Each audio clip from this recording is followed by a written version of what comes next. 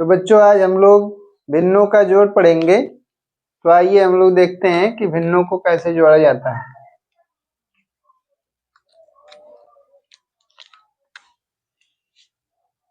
तो प्रश्न कहता है कि मान ज्ञात कीजिए, मान ज्ञात कीजिए। किसका मान ज्ञात करना है? यहाँ पे हम पहले सवाल में लेंगे 4/6 प्लस 2/3। ये 4/6 और 2/3 ये दो भिन्न हैं, इन्हें हमें क्या करना है? जोड़ना है। तो इतने का हमें मान निकालना है, 4/6 प्लस 2/3। इसका मान क्या होगा ये हमें निकालना है। तो सबसे पहले हम लोग क्या करेंगे, ये जो प्रश्न में दोनों भिन्न दी हुई हैं जोड़ के रूप में, पहले हम इन्हें जैसे हैं वैसे हल में उतार लेंगे, लिख देंगे। जैसे हम बाजार जाते हैं, मान लीजिए प्रश्न जो है ये बाजार में हमने इसको जैसे सब्जी खरीदते हैं तो उसे ला के जैसे रहता है वैसे घर में रख देते हैं घर पे, वैसे ही हम इसको ला के हल में उतार देंगे।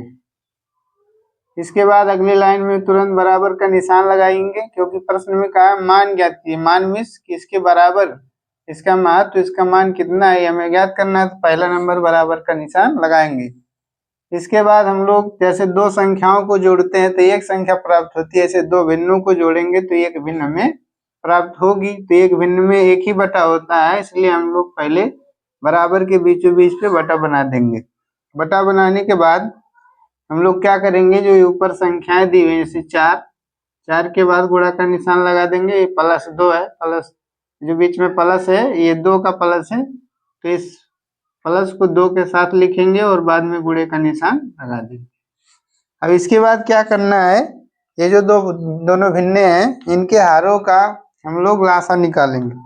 तो लासा हम बहुत आसान तरीके से बताएं इसके पहले वाले वीडियो में, अभी भी देखिए कैसे निकाला जाएगा। तो ये जो 6 है, इस 6 का, ये 6 जो है इस 6 का, इन 6 का हम लासा निकालेंगे।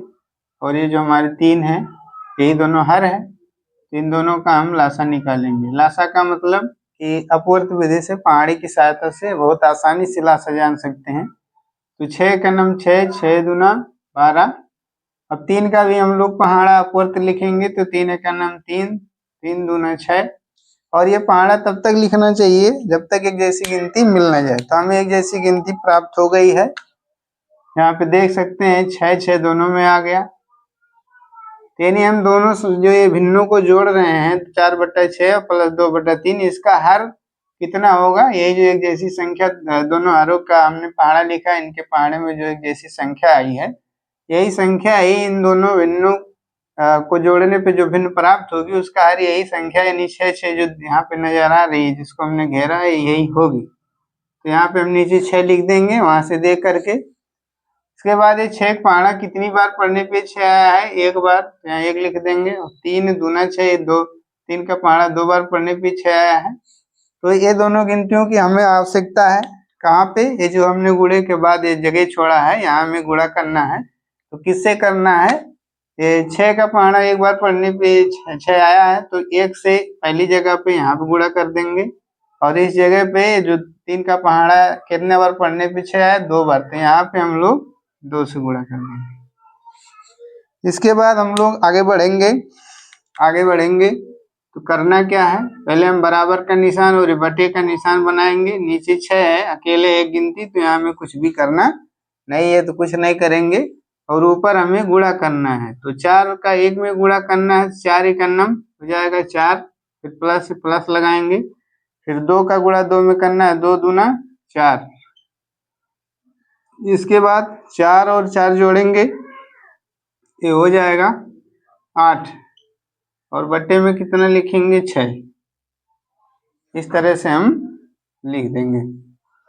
इसके बाद ये 8/6 आया, तो हम इसी को चाहें तो आंसर लिख सकते हैं, या तो फिर इसको और सरलतम रूप में भी लिख सकते हैं।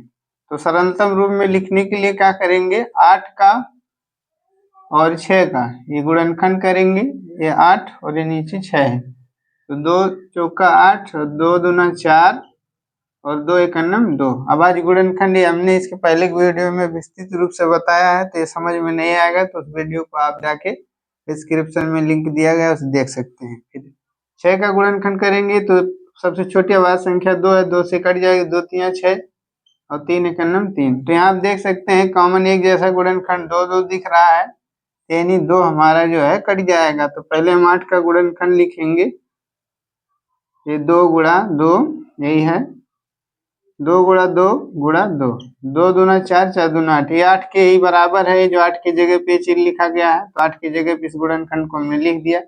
6 के बराबर क्या, 2 गुणे 3, तो 6 की जगह पे यहाँ लिखेंगे 2 गुणा 3। तो इस 2 से ये 2 कट जाएगा, तो आ जाएगा 2 दूना, ऊपर आ जाएगा 4, 2 गुणे 2 बचा है, 2 गुणे 2 मतलब 4 बट्टा 3, यही हमारा आंसर हो जाएगा।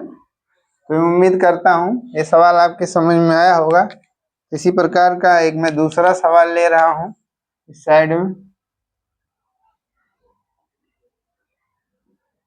इसमें हम लोग ले लेते हैं 3/4 प्लस 1/6। सबसे पहले हम लोग लिखेंगे हल, और हल में इस प्रश्न को क्या करेंगे, उतार लेंगे। तो 3/4 प्लस 1/6। इसके बाद हमने बताया कि जब प्रश्न को जैसे वैसे वैसे हल में लिखेंगे और इसके बाद बराबर का निशान लगाएंगे, उसके ठीक बीच बीच पे बटा, क्योंकि एक भिन्न है एक भिन्न है, दो भिन्नों को जोड़ेंगे आपस में तो एक भिन्न आएगी, एक भिन्न में एक ही बटा होता है, इसलिए एक ही बटा लगा देंगे। और ऊपर की ये जो संख्याएं हैं, इन संख्याओं को लिखने के बाद इनके बाद गुणे का निशान लगा देंगे। तो ये 3 था, इसके आगे कोई निशान नहीं, 3 वैसे लिखे, फिर गुणा का निशान लगाए, और 1 के पहले प्लस था तो 1 को प्लस के साथ ही लिखेंगे, फिर गुणे का निशान बनाएंगे। अब यहाँ नीचे कौन सी संख्या बैठेगी, कौन सी संख्या रहेगी, इसका निर्णय कैसे होगा, जब हम 4 और 6 का पहाड़ा लिखेंगे तो हमें पता हो जाएगा। पहली हर जो है, पहली ये भिन्न की जो हर है 4 है, तो 4 का पहाड़ा लिखेंगे यहाँ हम लोग रफ कार्य में, और ये दूसरी जो भिन्न है उसका हर 6 है, 6 का पहाड़ा भी लिखेंगे। तब तक लिखेंगे जब तक एक जैसी गिनती हमें दिख न जाए। तो 4 एकन्नम 4, 4 दूना 8, 4 तियां 12। फिर 6 का पढ़ते हैं, 6 का नम 6, 6 दूना 12। तो हमें एक जैसी गिनती दिख गई, इसलिए और पहाड़ा पढ़ने की आवश्यकता नहीं है। ये 12 ही यहाँ पे जो दोनों भिन्नों को जोड़ने में नहीं भिन्न आएगी, उसका हर कितना होगा, 12 ही होगा, क्योंकि दोनों भिन्नों का पहाड़ा पढ़ने पे एक जैसी सबसे पहले गिनती 12 आई हुई। तो हम यहाँ नीचे कितना लिख देंगे, 12। अब इसके बाद 4 का पहाड़ा कितनी बार पढ़ने पे 12 हुआ आया है, 3 बार, 4 तियां 12। फिर 6 का पहाड़ा 2 बार पढ़ने पे आया है, तो यहाँ 2 लिख देंगे। तो इस 3 की और इस 2 की हमें आवश्यकता है, तो पहली जगह पे हमें गुणा करना है 3, पहले अंश में अर्थात 3 में यहाँ पे गुणा करना है। किससे गुणा होगा, 3 से, क्योंकि 4 का पहाड़ा 3 बार पढ़ने पे 12 आया है, तो यहाँ पे 3 लिख देंगे। और 1 में किससे गुणा होगा, दूसरे भिन्न का जो हर है 6, 6 का पहाड़ा 2 बार पढ़ने पे 12 आया है, तो इस 2 से दूसरी जगह गुणा कर देंगे। के बाद बराबर का निशान और बट्टा का निशान बनाएंगे। नीचे एक ही संख्या है तो यहाँ पे कोई भी काम नहीं होगा, जैसे उतार देंगे। ऊपर हमें 2 जगह पे क्या करना है, यहाँ भी गुणा करना है, यहाँ भी गुणा करना है। तो 3 त्रिका 9 प्लस प्लस बनाएंगे, 1 गुणा 2, 1 दूना 2, फिर हो जाएगा 9 और 2 मिला के हो जाएगा 11, और बट्टे में 12 पहले से है, तो यही हो जाएगा हमारा आंसर। यहाँ पे यदि हम 11 और 12 का भाज्य गुणनखंड करते हैं तो कोई भी गुणनखंड हमें, जैसे इसमें 2 2 दिख रहा था, इसमें ऐसा कोई गुणनखंड नजर नहीं आएगा। यहाँ देख सकते हैं ये कटेगा नहीं किसी से, 11 करने में 11, इसमें कोई भी कॉमन गुणनखंड नहीं मिलेगा। अगर हम दोनों गुणनखंड करें, 2 6 12, 2 तियां 6 और 3 एकन्नम 3, तो देख सकते हैं इसमें 11 है, यहाँ 11 नहीं है, तो यहाँ पे हम 11 गुणनखंड 12 गुणनखंड लिखे जैसे किए हैं तो कोई मतलब नहीं निकलेगा। जब कॉमन गुणनखंड एक जैसा कोई दिखता है, जैसे इसमें 2 2 दिख रहा था, तभी हमने इसका 8 का गुणनखंड यहाँ लिखा है, 6 का लिखा कि 2 2 दोनों जगह से कट जाएगा, तभी हमने यहाँ से गुणनखंड लिखा था। यहाँ ऐसा कुछ करेंगे नहीं, क्योंकि कोई भी गुणनखंड एक जैसा मैच नहीं कर रहा है, तो यही हमारा हो जाएगा आंसर। मैं उम्मीद करता हूँ कि ये दोनों सवाल जो मैंने अभिन्नों का जोड़ सिखाया बताया, ये आपके समझ में आया होगा। तो इसी प्रकार से मैं 3 सवाल और लिखता हूँ आप लोगों के लिए, और आप लोग इन सवालों को हल करिएगा और कमेंट करके हमें इसका आंसर बताइएगा। तो यहाँ पे 2/3 प्लस 1/6 इसको जोड़ेंगे आप लोग, और 4/5 प्लस 1/10। इसके बाद एक सवाल है जिसमें 6/7 प्लस 1/14। 3 प्रश्नों को आप हल करेंगे और इसका आंसर हमें कमेंट बॉक्स में कमेंट करके बताएंगे। तो आज के वीडियो में बस इतना ही। तो यदि हमारा वीडियो अच्छा लगा होगा तो हमारे YouTube चैनल को सब्सक्राइब करिए, लाइक करिए और अपने मित्रों के साथ शेयर करिए। धन्यवाद।